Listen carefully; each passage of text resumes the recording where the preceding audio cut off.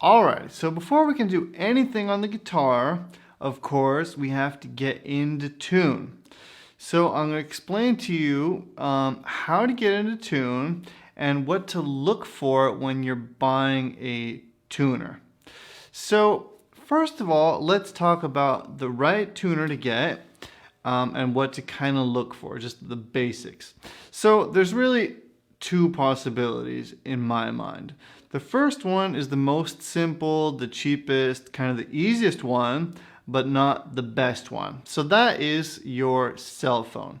So you can just go to your app store, type in guitar tuner, and you will find a free guitar tuner that you can download on your phone and use to tune.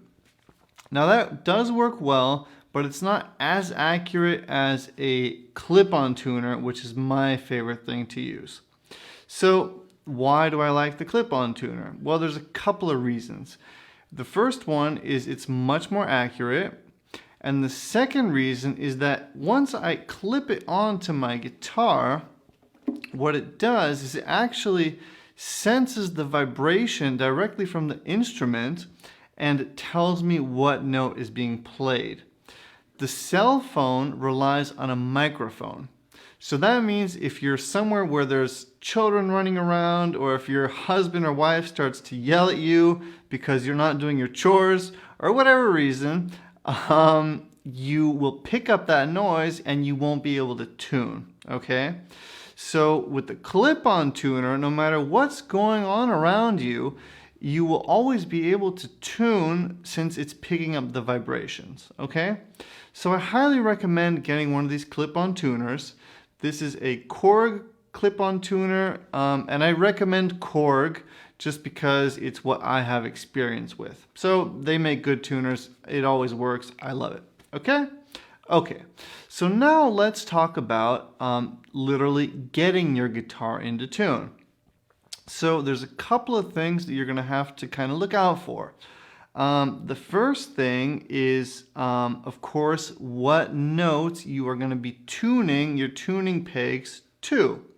And what I want to do now is give you this little riddle so you'll have an easy time remembering it. Okay? So it goes like this.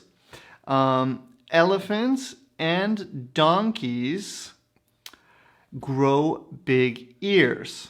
Okay? So elephants and donkeys grow big ears. All right. So what I want you to do now is just kind of visualize that just for a second, just so it can kind of really stick as a visual image in your head, because you won't forget it. So just try to plant that visual image of elephants and donkeys with big ears and you'll always remember it. Okay? So one more time. Elephants and donkeys grow big ears. Okay, so that means that we're going to be tuning the 6th string to the note E, the 5th string to the note A, the 4th string to the note G, D. See, even I'm getting confused here. E, A, D, G, B, E. Okay, elephants and donkeys grow big ears. All right. Okay, so that's about that for as far as what note you're going to be tuning to. The next thing that you're going to have to kind of know is what direction to turn the tuning pegs in order to either raise or lower the pitch of the note. Okay, and there's an easy way to remember that. So what I like to tell my students is that from your perspective, so from where you sit when you're looking at the pegs, the top ones, if you turn them counterclockwise, you're raising the pitch. Okay? So the top ones, if you turn counterclockwise, you're raising the pitch. And the bottom ones, if you turn counterclockwise, you're lowering the pitch. Okay? So just kind of try to remember like that, and most of all, just play around with it a little bit. Twist them, listen to see what's happening with the tone, with the tonal difference, just so you can get a feeling for whether you're raising the notes or lowering them. Okay, so one more time, top ones counterclockwise, you're raising them, and on the bottom, counterclockwise, you are lowering them. Okay? All right. So let's now get into the close-up, and what I'm going to show you is exactly how to use a tuner to tune your guitar. Okay, so I'm going to have my guitar slightly out of tune, and we are going to be tuning it together. All right, I'll see you in the close-up in just a second. See you there. Bye-bye. Alrighty, so welcome to the close-up. So as I said, we are going to be doing elephants and donkeys grow big ears. So E, A, D, G, B, E. I'm starting off on my E now.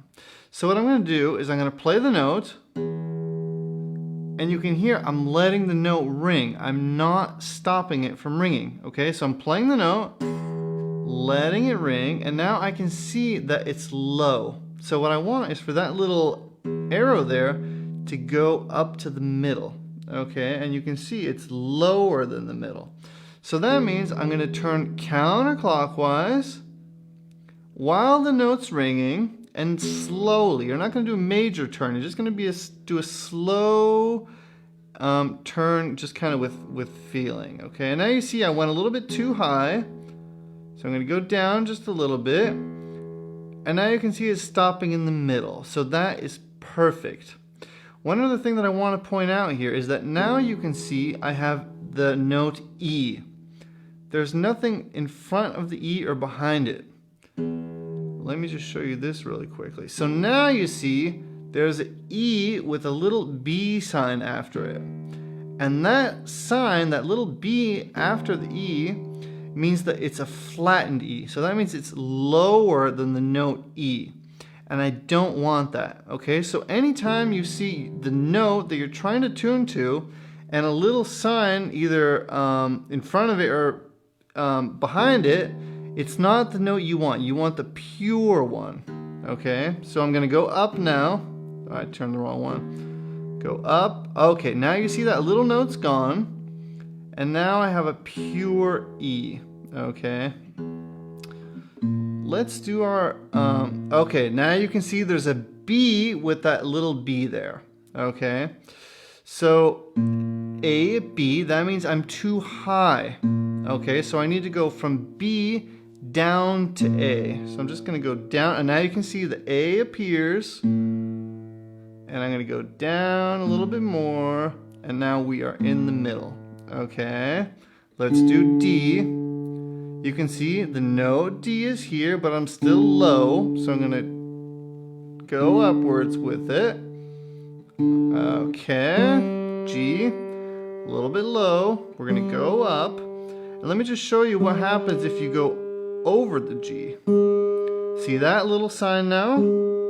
That means we have a G sharp. So that means we're a half step above G, and we have to go down. So with the E sign, we had the E with the little B, and the B means that it's flat, that it's lower, and that we have to go higher. And here with the G, you see this other sign here, and that means that we're too high, so we have to go lower, okay? So I'm gonna go down now. Oh, sorry, I was turning the wrong one. It's hard to talk and tune and think about these things at the same time. So I'm at the D. Now we're on the G sharp. We're going to go down to the G. See that? Now I have a pure G. B next. Nice and in the middle. And then the last one is E. You can see it's a little bit high. We're going to go down. Okay, and now I'm just going to retest it one last time. So I'm going to play the E string, the low E string. Perfect. The A string. Perfect. The D string. Perfect. G, B, E. And you can see there's no sharps or no flats. So that's exactly what we're going for. Okay? So I really hope that this makes sense and that you're able to get your guitar into tune using this video. All right, let's move on to the next lesson now, where I'm going to be showing you all kinds of different cool things. All right, I'll see you there. Bye-bye.